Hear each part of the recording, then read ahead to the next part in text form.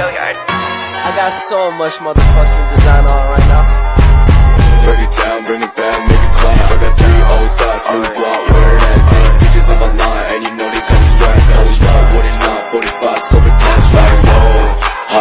Assalamualaikum warahmatullahi wabarakatuh.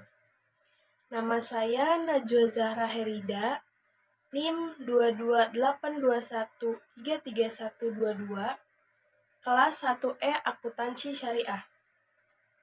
Di sini saya akan membuat tugas video untuk ujian akhir semester mata kuliah studi Quran. Saya mengambil judul Ijaz Al-Quran. Secara bahasa, kata ijaz berasal dari kata ajz yang berarti kelemahan atau ketidakmampuan.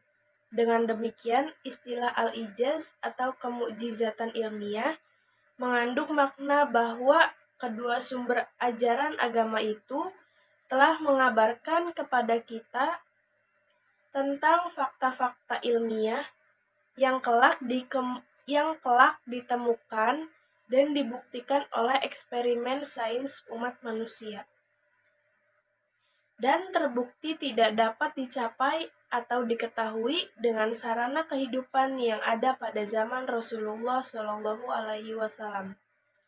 Hal itu membuktikan kebenaran yang disampaikan oleh Rasulullah SAW.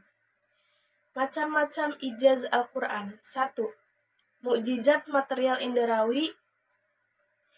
Para nabi terdahulu sebelum Nabi Muhammad SAW semuanya merupakan jenis mukjizat material inderawi, yaitu mukjizat yang dimiliki oleh para nabi tersebut dapat langsung disaksikan oleh mata telanjang atau dapat ditangkap oleh indera mata tanpa perlu dianalisa. 2. Mukjizat material logis dan kekal, yaitu mukjizat yang bersifat materiologis dan kekal berupa Al-Quran.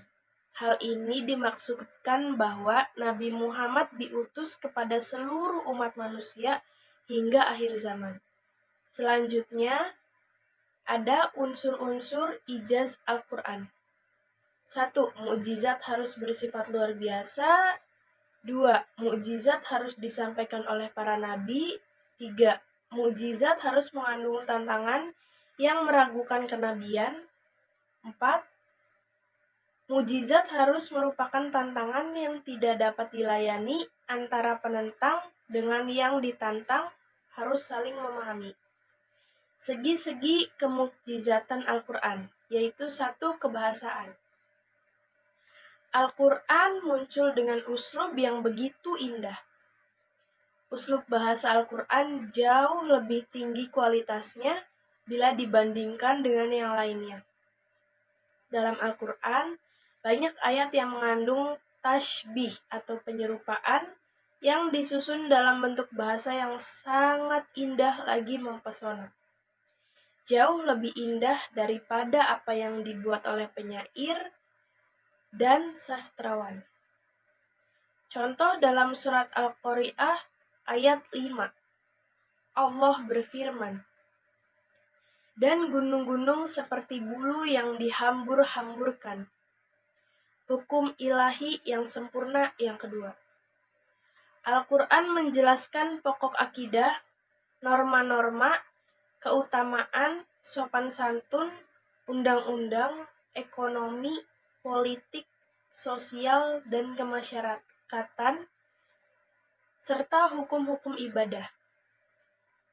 Apabila kita memperhatikan pokok-pokok ibadah, kita akan memperoleh kenyataan bahwa Islam telah memperluasnya dan menganekaragamkan serta meramunya menjadi ibadah amaliyah, seperti zakat dan sedekah. Adapun yang berupa ibadah amaliyah sekaligus ibadah badaniyah, seperti berjuang di jalan Allah. Yang terakhir, gaya bahasa. Gaya bahasa Al-Quran membuat orang-orang Arab pada saat itu merasa kagum dan terpesona. Al-Quran secara tegas menentang semua sastrawan pada orator Arab untuk menandingi ketinggian Al-Quran, baik bahasa maupun susunannya. Di antara pendusta dan musyrik Arab pada saat itu, yang berusaha untuk menandingi ialah Musailimah al-Kazzab dan tokoh-tokoh masyarakat Arab lain waktu itu yang ingin menandingi kalam Allah itu, namun selalu mengalami kegagalan. Yang terakhir adalah kegunaan mempelajari ijaz Al-Quran. Mukjizat Al-Quran juga sebagai petunjuk hidup membimbing manusia untuk menuju jalan yang benar. Dalam Al-Quran terdapat banyak nasihat-nasihat dari kisah masa lalu ataupun kejadian yang dapat dijadikan pembelajaran dan pengingat. Al-Quran diturunkan sebagai mukjizat karena di dalam isi Al-Quran terdapat tujuan dan fungsi yang membantu kita sebagai umat manusia, sehingga menjadikan Al-Quran tidak diragukan lagi keistimewaannya. Di antaranya yaitu 1. Al-Quran sebagai petunjuk bagi umat manusia. Yang kedua, Al-Quran sebagai sumber utama ajaran Islam. Dan yang ketiga, Al-Quran sebagai peringatan dan pelajaran bagi manusia.